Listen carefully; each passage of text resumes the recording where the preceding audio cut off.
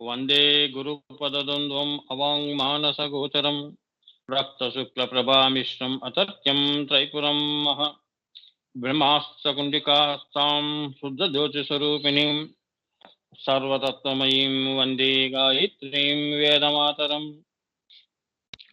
నమస్తే భువనేశాని నమస్తే ప్రణవాత్మికే సర్వవేదాంత సంసిద్ధే హ్రీంకారమూర్తయే అగ్రబిందు పరికల్పితాననాం మధ్యబిందు యుగలస్తనద్వయం పార్శ్వబిందురచనా గుణస్పదాం నవమితే పరశివే పరాం కళాం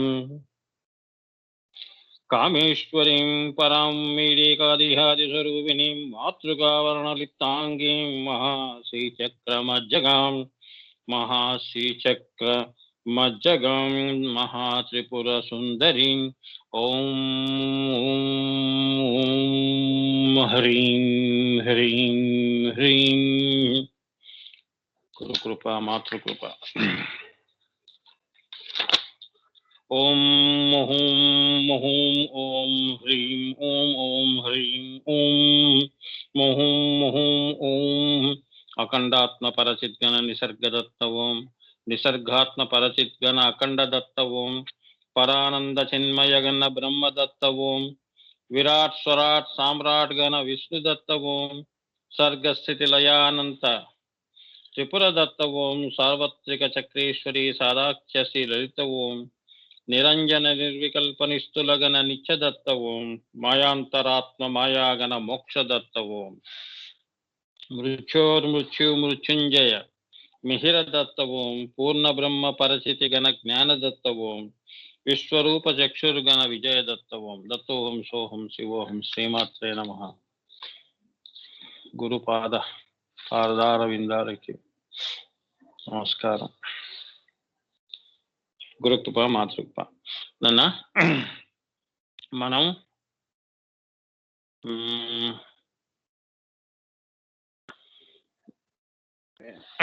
ఎక్కడ ఉన్నాము అంటే 49వ నామం అన్న. అమ్మవారిది ఇతపూర్వం మనం తెలుసుకున్న నామము మరాళి కాదు, మహాలావణ్య శేవధి అనేది తెలుసుకున్నాం. లావణ్య శేవధి.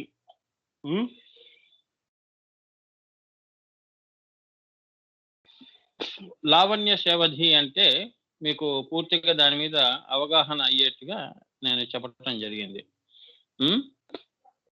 ఇక 50వ నామం 49వ నామం సర్వారుణ.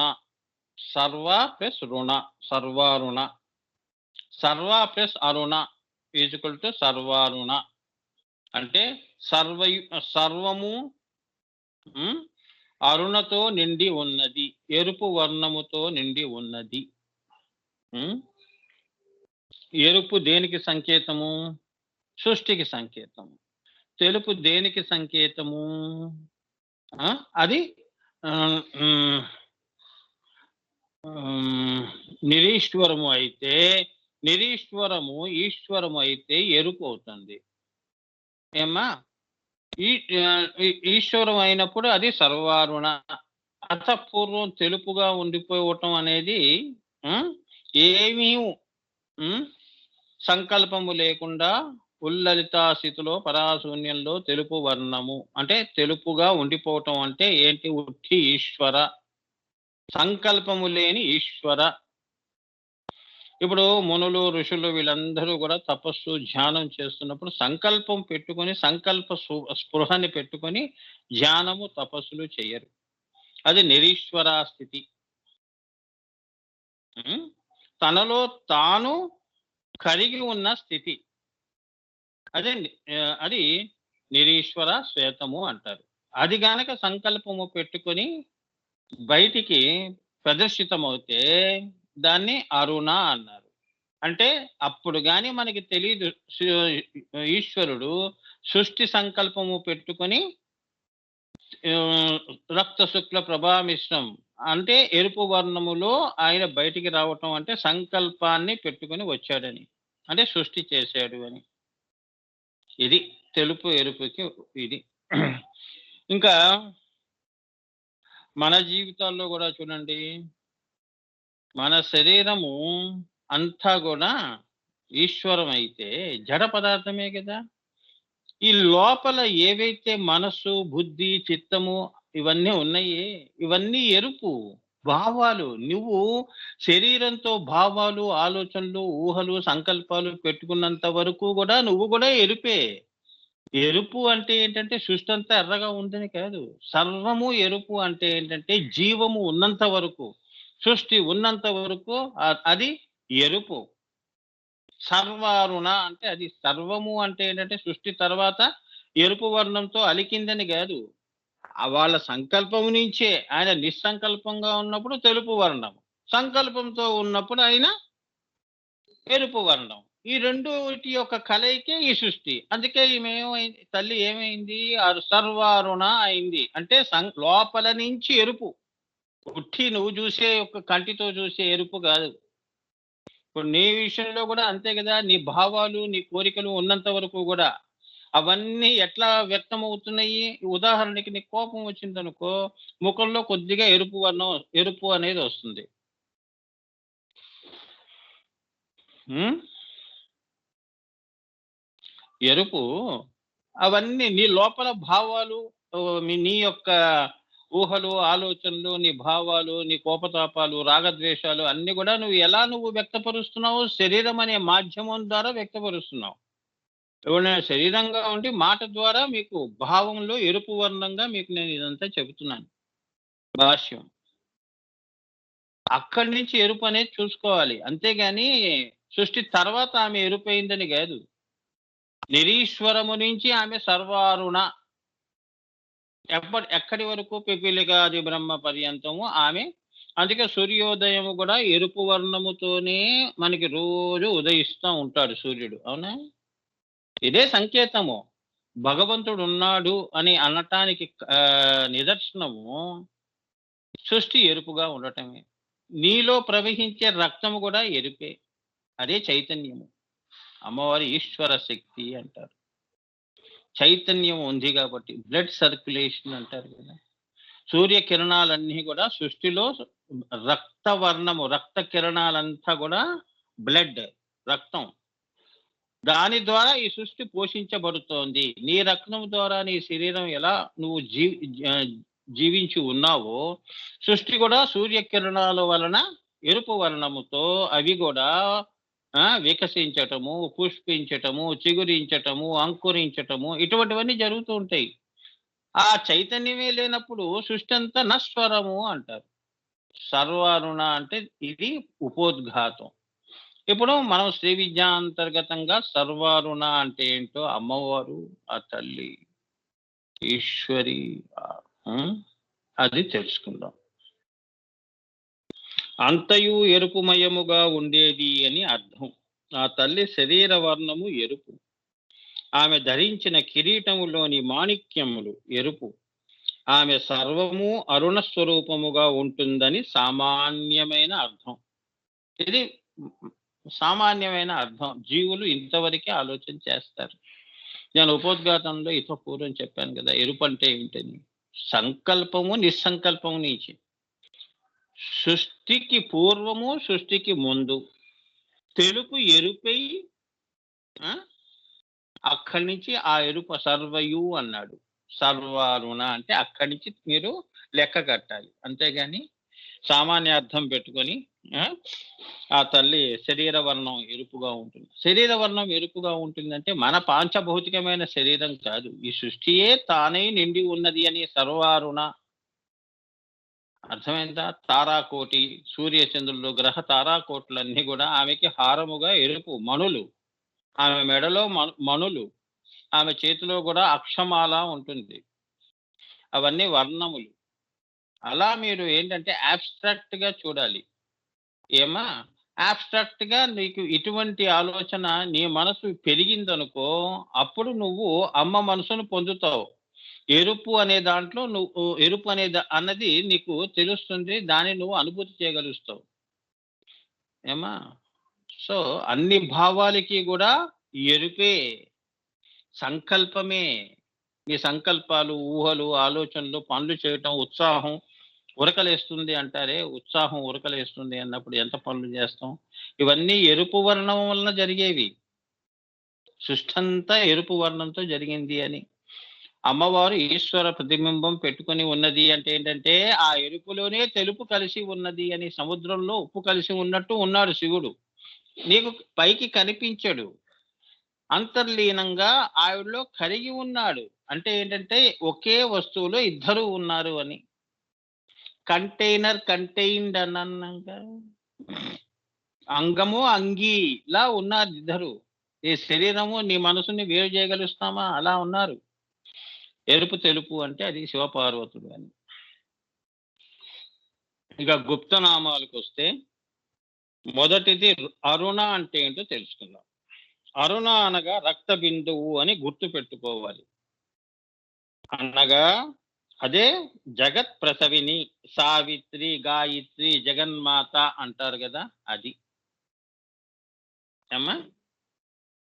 అరుణ అంటే రక్త బిందువు. ఇప్పుడు చెప్పాను కదా, రక్త బిందువు అంటే ఎరుపు. ఎరుపు దేనికి సంకేతము? చైతన్యానికి సంకేతము, సృష్టికి సంకేతము. నీలో ఎరుపు ఉంది అంటే ఏంటంటే, నీ సంకల్పాలన్నీ కూడా సాకారం చేయటానికి నువ్వు సిద్ధంగా ఉన్నావని. ఒట్టి సంకల్పం చేసి అలానే కూర్చున్నావు అనుకో, నువ్వు ఒట్టి తెలుపుగా కూర్చున్నావు అంటే సృష్టి లేదు అక్కడ. నువ్వు సంకల్పం చేసుకుని నువ్వు అది కర్త కర్మ క్రియలో చూపించావు అనుకో, ఓహో ఈవిడ ఎరుపు వర్ణంలో ఈ పనులన్నీ చేస్తోంది అని. తెలుపుగా ఉంటూ తెలుపుని కలుపుకొని ఎరుపుగా చేస్తోంది అని. అర్థమైందా? సూర్యుడు, ఉదయించే సూర్యుడు ఎరుపు వర్ణము వేరు వేరు కాదు కదా. మళ్ళీ 12ంటికి తెలుపు వర్ణంలోకి వస్తున్నాడు కదా సూర్యుడు. అవునా? అంటే ఈ రక్త శుక్ల ప్రభామిశ్రం అతర్క్యం త్రైపురం మహా అంటే అదనమాట. మీరు వేసుకున్న తాంబూల సేవనం చేస్తారే, అందులోనే ఎరుపు కలిసి ఉంది. ఈశ్వరుడులోంచే సంకల్పం. తమలపాకులో నుంచి ఎరుపు వర్ణం అనేది వస్తుంది. ఈశ్వరుడుల్లోంచే సంకల్ప రూపంగా అమ్మవారు సావిత్రి గాయత్రిగా బయటికి వస్తుందని. సంకల్పం ఏమవుతోంది? సృష్టి చెయ్యాలి అని ఎరుపు వర్ణంలో వస్తోంది. సంకల్పాన్ని తోడు పెట్టుకొని వస్తోంది. ఇంకే సంకల్పాలు పెట్టుకోలేదు. మళ్ళా లక్షల కోట్లు ఆ సంకల్పాలు పెట్టుకొని ఆవిడ రోజు గడవదు ఆవిడది. ఆమె తానే ఈశ్వర సంకల్పముగా ఉద్భవించింది అని. సావిత్రి అంటే ఏంటి? ప్రసూతి ఆసుపత్రి అంటాం కదా. ప్రసూతి ఆసుపత్రిలో ఏమిటి? కనటము. అలానే ఇక్కడ ఏమిటి? సృష్టి కనటము. సావిత్రి అయింది. తర్వాత ఏమైంది ఆవిడ? గాయత్రి అయింది. 3 అయింది. గాయము అంటే ఏమిటి? శరీరము 3గా బ్రహ్మ విష్ణు మహేశ్వరులుగా సంకల్పం 3గా విభజించబడింది. కర్త కర్మ క్రియ అని. అదే మహాత్రిపుర బ్రహ్మ విష్ణు మహేశ్వరులుగా ఆమె గాయత్రి అయింది. మహాగాయత్రి, శ్రీ మహాగాయత్రి అయింది అని. అక్కడి నుంచి ఆవిడే స్టార్ట్ చేసింది. అంటే మొదలు పెట్టింది, ప్రారంభించింది సృష్టి చేయటం. అష్టకోణ చక్రం హ్రీంకారంలోకి వచ్చింది. అక్కడి నుంచి ఏమిటి? ఆకాశాలు సృష్టించుకుంటూ పరాకాశము, అవ్యక్తాకాశము, మహదాకాశము ఆవిడకంటూ ఆమె రూపంగా దిగిపోతోంది కిందకి. మనందరం కూడా అందులో ఆవిడ భావాల్లో కరిగి ఉన్నాం. అలా ఆకాశాల నుంచి మనందరం, అందుకే ఏంటంటే ఆకాశం వైపు మనం చూస్తాం. అందరూ ఆకాశంలో కలిసిపోయాడండి అంటాడంటే ఇదే. పరాకాశము, అవ్యక్తాకాశము, మహదాకాశము, అహంకారాకాశము, తన్మాత్రాకాశము, భూతాకాశం నుంచి సృష్టి. ఇలా అన్నమాట. ఇలా సృష్టి చేసింది ఈ సావిత్రి మహాత్రిపుర సుందరి. అది నిన్ను నన్ను పుట్టించటమే కాదు, 14 లోకాలు, ఈ లోకాలను పుట్టించిందనేది కూడా కాదు, ఈశ్వర సంకల్పాన్ని కూడా సాకారం చేసిన మహాతల్లి, అనంత మహాశ్రీ ఆ తల్లి. చాలా శివుడి కోరిక సంకల్పాన్ని కూడా సాకారం చేసిన తల్లి. నీ కోరికలే కాదు, నువ్వు సంకల్పాలు పెట్టుకుని రోజు పూజ చేసేవే కావు. ఈశ్వరుడి యొక్క సంకల్పం కూడా సాకారం చేసింది. నీకంటే ముందు అమ్మవారిని అడిగింది శివుడే. ఫస్ట్ భక్తుడు ఆయన్నే అమ్మవారి దగ్గర. అందుకే ఆవిడ అన్నపూర్ణగా వచ్చి ఆ తల్లి ఆ ఈశ్వర సంకల్పాన్ని పెట్టుకొని ఇంత సృష్టి చేసింది. ఇప్పుడు అర్థమైందా సంకల్పం ఎవరిది ఫస్ట్? ఈశ్వరుడి యొక్క కోరికనే తీర్చింది అని. ఇంక నువ్వు నేను ఎంతమ్మా? అంత పెద్ద ఈ సృష్టి చేయాలనే సంకల్పమే తీర్చిన తల్లి, నువ్వు అడిగిన చిన్న చిన్న విషయాలు తీర్చదా? అందుకే అరుణాం కరుణాతరంగితాక్షి అన్నారు. ఎంత కరుణ ఉంటే ఆ తల్లి ఆ! ఈశ్వరుడి దగ్గర నుంచి పిపిలికాది బ్రహ్మ పర్యంతం అంటే ఈశ్వరుడు వరకు గూడా అందరి యొక్క అవసరాలు గాని, కోరికలు గాని, సంకల్పాలు గాని సాకారం చేసే శక్తిని, చైతన్య శక్తిని ఇచ్చే తల్లి అని.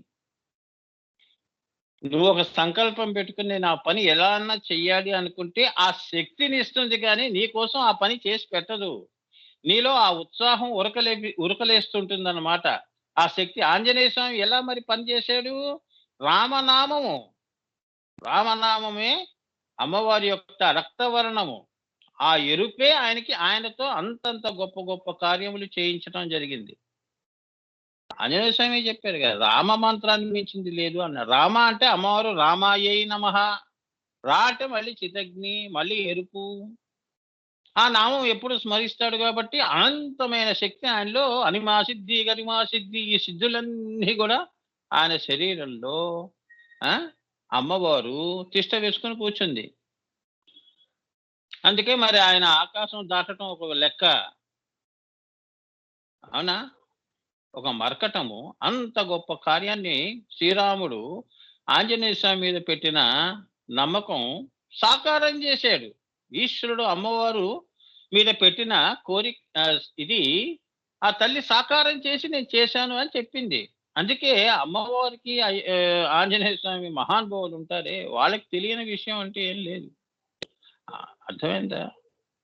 ఈశ్వరుడి యొక్క సంకల్పమే సాకారం చేసింది. రాముడి యొక్క సంకల్పమే ఈ ఆంజనేయ స్వామి రామనామముతో ఆయన సాకారం చేశాడు. అర్థమైందా? సాకారం చేశాడు కాబట్టి వారిద్దరూ గూడా గుండె చీల్చుకొని శ్రీరాములు వారిని చూపిచ్చాడు అంటే ఏంటంటే, అక్కడ ఆయన ఎప్పుడూ గూడా తిష్ట వేసుకొని ఉన్నాడు మా రాముడు అని. అంటే ఏంటి ఇక్కడ? శివపార్వతులిద్దరూ గూడా అలానే ఉన్నారని వాక్ అర్థ. నేను రాముడు గూడా వాక్ అర్థగా ఉన్నాం. మా బంధం అది. మీరనుకుంటున్న బంధం కాదు. ఇవాళుండి రేపు పోయే బంధాలు గావు మావి అని. అర్థమైందా? అలా అన్నమాట అర్థం చేసుకోవాలి. అంటే ఏంటంటే శరీరంతోనే ఇప్పుడు తిరిగితేనే స్నేహితులు, మాట్లాడితేనే మీరు బంధువులు అనుకుంటూ కాదు బతకటం. మనసులో సంకల్పం పెట్టుకొని వారు బాగుండాలి అని అనుకోవటం కూడా ఇదే. అరుణ అంటే అది. వాళ్ళు బావుంటారు. ఎందుకు ఊరికే? సో, ఆంజనేయ స్వామి ఏం చేశాడు? 24 గంటలు రాముడి దగ్గర కూర్చోలేదు పని చేయకుండా. ఆయన నామం చెప్పుకుంటూ కూర్చోలేదు. ఆయన నామం చెప్పుకుంటూ ఆయన సేవలు చేశాడు. అదే అరుణ అంటే. ఆ అరుణయే, ఆ శక్తియే ఆ! ఎంత కష్టతరమైన సాధ్యమైన పని గూడా అవలీలగా చేయటం జరిగింది. అలానే ఈశ్వరుడు ఎంత గొప్ప సంకల్పం పెట్టినా, ఈ తల్లి సావిత్రి గాయత్రి అయి, ఆ సంకల్పాన్ని సాకారం చేసింది అంటే ఎంత కష్టం అమ్మా! అవునా? ఎంత మేధస్సుండాలి. అవునా? అమ్మవారు మేధస్సుగా మళ్ళీ ఎంత మేధస్సు పెట్టిందో, ఎన్ని తెలివితేటలుంటే ఇంత సృష్టి చేయాలండి అని మీరు ఆశ్చర్యపోతారే! దానికి నేను మళ్ళీ జవాబు చెప్తున్నాను చూడండి. అమ్మవారు మేధా దక్షిణామూర్తి స్వరూపంలో ఆమేమవుతుంది? ఆ! అమృత జ్యోతి అవుతుంది. దాన్ని అక్షరం వైపు తీసుకురావటం మౌనము, మహామౌనము నుంచి, అభావము నుంచి భావ వ్యక్తీకరణ జరిగినప్పుడు ఆమె హయగ్రీవుల వారవుతుంది. ఆ హయగ్రీవుల వారు అదేమో అమృత జ్యోతి, హయగ్రీవుల వారి యొక్క మేధస్సు రెండో స్థితి ఏమిటి? సౌవర్ణ జ్యోతి అంటారు. మళ్ళీ అది అక్షరంగా బయటికొచ్చినప్పుడు చితగ్ని మహాదత్తాత్రేయ స్వామి. మహాత్రిపుర సుందరి అయింది అంటే ఆమె చితగ్ని అవుతుంది అని. ఇప్పుడు మీరు గూడా చూడండి. మీలో గూడా ఈ 3 మీ మేధస్సు పెడితేనే మీ సంకల్పం అనేది ఏదైతే ఉందో అది సాకారం అవుతుంది. మేధస్సు లేకుండా సాకారం కాదుగా. అందుకే జ్యోతిష్ శాస్త్రంలో బుద్ధి అనేది చాలా ముఖ్యం. బుద్ధితో పని చేయండిరా, బుద్ధిమంతులుగా ఉండండిరా, బుద్ధ స్థితిని చేరుకోండిరా అని ఎందుకంటారు? అంటే బుద్ధితో చేసేవే లోక హితాన్ని కోరుకునేవి. మనసుతో చేసేవి అవి వెష్టిగా నీ వరకే అవి నీకు క్షేమదాయకం.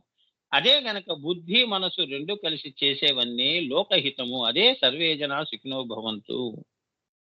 అర్థమైందా? అమ్మవారు ఇప్పుడేం చేసింది? ఇంత సృష్టి చేసి ఇదంతా నాది అని ఎక్కడా చెప్పుకోలేదు. దత్తము చేసింది. శ్రీ దత్తాత్రేయ స్వరూపంలో, చిదగ్ని స్వరూపంలో దత్తము చేసింది అంటే మనకి ఇచ్చేసింది. తనను తాను దత్తం చేసుకోవటం. ఆ సాంప్రదాయంతోని శిష్యులు గురువులకి అంకితం కావటం, గురువులకి పాదాలకి అర్పణం కావటం అన్నమాట. అది అర్థం. దత్తం చేసుకోవటం. తనని తాను అర్పణ చేసుకోవటం. ఏమ్మా? ఇప్పుడు అమృత జ్యోతి, సౌవర్ణ జ్యోతి, చితగ్ని. అలానే నీలో గూడా అమ్మవారిలో ఏమున్నాయో అవన్నీ నీలో ఉంటాయి. అంటే సర్వారుణ అంటే అరుణ అంటే ఏంటో చెప్తున్నాను. ఇది తెలియకుండా ఊరికే అరుణ, ఎరుపు, ఎరుపు అంటూ తిరిగితే ఎలా? నీలో గూడా సంకల్పంగా ఉన్నప్పుడు అది ఏమైంది? మౌనంలో సంకల్పం చేశావు. అది మేధా దక్షిణామూర్తి. లేదు అంటే హ్మ్. సంకల్పం రాబోయే స్థితి. అంటే నీకు ఏదో చెయ్యాలి. గంట తర్వాత ఏదో పని చెయ్యాలి అనేది మేధా దక్షిణామూర్తి స్థితి. అదే అమృత జ్యోతి. ఆ! మళ్ళీ రెండో స్థితికొచ్చినప్పుడు హయగ్రీవుల వారి స్థితి వచ్చినప్పుడు ఈ మేధస్సు కరిగి ఏమవుతోంది? నీ సంకల్పం ఏమవుతోంది? హయగ్రీవ స్థితి వచ్చినప్పుడు సౌవర్ణ జ్యోతి అవుతోంది. అంటే ఎంతకాలం మౌనంగా ఉంటాం? ఆ పనేదో చేసేస్తే అయిపోతుంది కదా అని అర్థం. అది క్రియ రూపంలోకొచ్చినప్పుడు దత్తాత్రేయుల వారు చితగ్ని అయింది. అంటే లేచి కూర్చున్నావు అని. ఇది గూడా ఇవన్నీ గూడా ఈ మేధస్సు, ఈ సృష్టి, స్థితి, లయ ఇవన్నీ గూడా ఒకే ఈశ్వర పదార్థంలో ఉన్నయి అని. వారు చేసే కృత్యములు, విభూతులు ఏవైతే ఉంటాయో అవియే దేవతలుగా మనం అనేక దేవతల్ని పెట్టుకున్నాం. అందుకే కన్‌ఫ్యూజ్ అవుతుంటాం శ్రీ విద్య అర్థం చేసుకోవడానికి. మరి ఈ స్వామి ఎవరు గురువుగారు? ఆ దేవుడు ఎవరు అని. ఇవన్నీ అమ్మవారు ఆమె ఏమంది సర్వారుణ అంటే దేవతల్ని కూడా పుట్టించింది. బ్రహ్మ, విష్ణు, మహేశ్వరులు కూడా ఆ తల్లి ఆ ఈశ్వర సంకల్పం నుంచి వచ్చారని. అవునా? ఇది తెలుసుకోకుండా నేను పలానా దేవుడిని పూజిస్తాను, పలానా వాళ్ళని ఆరాధిస్తాను అనుకుంటూ తిరగటం కాదు మాయలో. సర్వారుణ అంటే అది. అందుకే కృష్ణుడు ఇది దృష్టిలో పెట్టుకొని ఏమన్నాడు? పత్రమో, పుష్పమో, తోయగమో నువ్వు ఏ పేరు పెట్టి పిలిచినా ఆ పేరు నాదే అన్నాడు. ఏ ఏ ఊ ఏ ఊరు పేరు చెప్పినా ఆ ఊరు నాదే అన్నాడు. ఊరు అంటే ఏంటి? పలానా ఊర్లని గావు. మొత్తం 14 లోకాలు గూడా నేనే సర్వారుణగా ఉన్నాను. పిచ్చివాడా ఏ పేరు పెట్టి పిలిచినా నేనే పలుకుతున్నాను రా అని. నీ పేరేమిటి అంటే నా అనేక పేర్లు అన్నాడాయన. నువ్వు ఏది పేరు పెట్టి పిలిచినా నేను పలుకుతాను అని. అర్థమైందా? మహోతార్ బాబాజీ కూడా ఆయన ఆయన స్థితి కూడా ఇదే. శ్రీకృష్ణ అవతారం కాబట్టి ఆయన కూడా బాబాజీ అన్నారు అంటే ఏంటంటే నాన్నగారు అని. ఆయనకి పేరంటూ ఏం లేదు. గోత్రాలు అవేం లేదు. ఆయనేమి ఆ! అయోనిజుడు. స్వయంభూ సౌవర్ణ జ్యోతి ఆయన. అమ్మవారి యొక్క అమృత జ్యోతి. ఆ! ఆయన్నే మళ్ళీ శ్రీకృష్ణుల వారుగా వచ్చారు. అమృత జ్యోతి, సౌవర్ణ జ్యోతి, చితగ్ని, చితగ్ని నుంచి అవతార పురుషుడు. అట్లా అర్థం చేసుకోవాలి. వీళ్ళందరూ గూడా అమ్మవారి స్వరూపాలు. అరుణ అంటే అదన్నమాట. సర్వారుణ అని శ్రీకృష్ణుడు చెప్పాడు గదా! అదన్నమాట దానర్థం. శ్రీకృష్ణుడు ప్రతి చర్య, ప్రతి మాట ఆ! ఇలా శ్రీ విద్యాంతర్గతంగా శ్రీ విద్య దృష్టిలో పెట్టుకొని, పరా విద్యని పెట్టుకొని, పరా దృష్టి, పరావాక్కుని అర్థం చేసుకొని, ఆరాధన ఎవరు చేస్తారో వాళ్ళకి కృష్ణతత్వం అబ్బుతుంది. కృష్ణుడు దొరుకుతాడు. అందుకే ఆయనేంటంటే, ఆయన చిక్కడు దొరకడు అన్నానే దోబూచులాడుతూ ఉంటాడని. ఆయన ఎవరిని పట్టుకోలేడని. ఇగో ఇది తెలుసుకున్న వాడికి ఆయన పట్టుబడతాడు. ఇది తెలుసుకున్నది వాళ్ళ యశోద అమ్మవారు. అందుకే పట్టుబడ్డాడు, రోకలికి కట్టేసింది. అర్థమైందా? ఆవిడకే నోరు తెరిచి చూపిచ్చాడు. అర్థమైందా? అమ్మా తమ్ముడు మట్టి తినేనని, మన్ను తినేనని ఒక శ్లోకం ఉంది గదా! దాని అర్థం ఇదే. తానే సర్వము నిండి ఉన్నాడని అంటే మట్టి తిన్నాడు సార్ చిన్నప్పుడు అది సరే అది పక్కన పెడితే అంటే సృష్టి వరకు అభావము నుంచి ఈ మట్టి వరకు కూడా నేనే ఉన్నాను అని నోరు తెరిచి చూపించాడు. నా నోట్లో అది ఉంది అని సర్వ సృష్టి నాలోనే ఉంది. అంటే ఇదంతా అమ్మవారి శ్రీ విద్యా తత్వం కదా. ఇది తెలుసుకోకుండా ఊరికే భాగవతం దాకానే మన బుర్ర పెడితే ఎలా అమ్మా? అవునా? అంతే అర్థమవుతుంది. అందుకే అన్నారు ఏమన్నారు? "నువ్వెంత ఆలోచన చేసినా నువ్వు అంతే అంతకంటే ఎక్కువేం కాదులే" అంటారు. అవునా? మరి నువ్వెక్కడున్నావు? హ్మ్. ఇలా అన్నిట్లోనూ తానే సర్వారుణగా ఉంది కాబట్టి హ్మ్. సర్వారుణగా నిండి ఉంది కాబట్టి ఆమెకు తెలియనిదంటూ ఏముంది? ఇప్పుడు నీలో సంకల్పం కూడా ఆవిడదే. ఆవిడే అమృత జ్యోతి అవుతోంది. సౌవర్ణ జ్యోతి అయి నీ ద్వారా ఈ పని చేయిస్తోంది. మంచి పనులు చేయిస్తోంది అని అనుకోవాలి. Got it?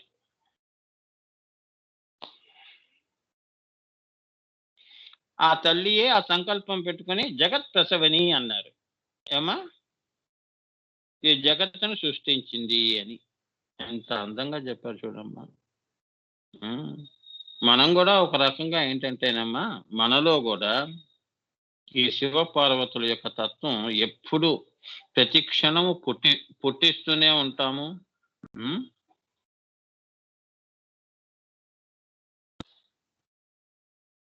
హ్మ్. భావాల్ని పుట్టిస్తున్నాం గూడా. మనం గూడా సావిత్రియే. దాన్ని సాకారం చేస్తున్నాం. అవునా? ఇదే శివపార్వతుల ప్రిన్సిపులే. సిద్ధాంతమే మనం చేస్తున్నాం. శ్వాస తీస్తున్నాం, శ్వాస వదులుతున్నాం. ఆలోచనలు ఊహలు చేస్తున్నాం, సంకల్పాలు పెట్టుకుంటున్నాం. దాన్ని కర్త, కర్మ, క్రియగా రోజుకి కనీసం కొన్ని వందల పనులు చేస్తున్నాం. ఇవన్నీ గూడా శివతత్వానికి, శివపార్వతుల తత్వానికి, వాక్ అర్థాకి సంకేతం అని.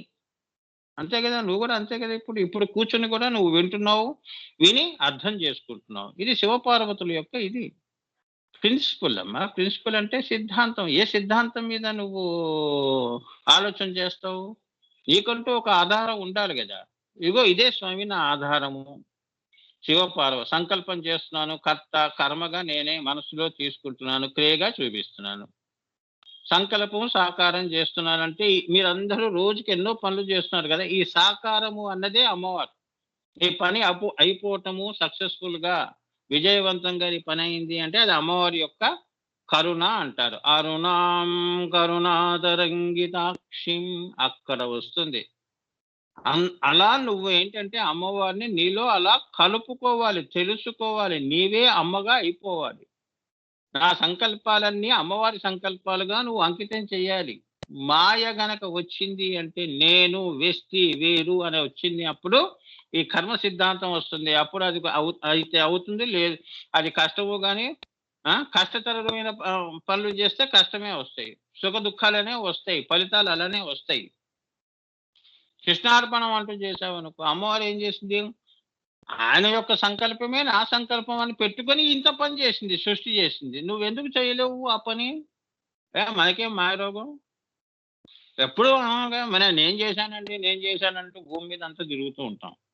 అందుకే మనకి ఇన్ని కష్టాలు వస్తూ ఉంటాయంటే పనులు ఎందుకొస్తాయి? నువ్వు భగవంతుడి యొక్క సంకల్పం పెట్టుకో.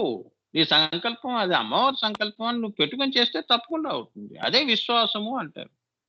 నీ మీద నీకే విశ్వాసం లేదు అంటే ఇదే. నువ్వు అనుకున్నదే నమ్ముతావు. అవునా? మాయలో మాయనే నమ్ముతున్నావు గానీ, అక్కడ సత్యాన్నెక్కడ నమ్ముతున్నావు? సంకల్పమే ఈశ్వరుడు. ఆ సాకారం చేయటమే అమ్మవారు. వారు నాలో ఇప్పుడు ఉన్నారు. ఇది నేను వాళ్ళకి అంకితం చేస్తూ పని చేస్తున్నానని చెయ్యి. తప్పకుండా అవుతుంది. సో, ఈ సృష్టంతా గూడా సంకల్ప సాకారం మీదే ఆధారపడింది. కర్త, కర్మ, క్రియ ఇదే మహాత్రిపుర సుందరి. ఎవడు పుట్టినా ఈ మూడిటిని దాటలేరు. అర్థమైందా? ఇందులోనే వాళ్ళు వేరుగా అనుకుంటారు. అదే మహామాయ స్వరూపము. ఒకటిగా ఉన్నప్పుడు మాయ ఎక్కడుందమ్మా? 2 అనేది వచ్చినప్పుడే గదా! నువ్వు, నేను అనేది వచ్చినప్పుడే మాయ వస్తుంది. ఆ మాయలో నేను వేరు, దేవుడు వేరు, జీవుడు వేరు, దేవుడు వేరు అనుకుంటూ మనం బతికేస్తాం. ఇది అరుణ అంటే.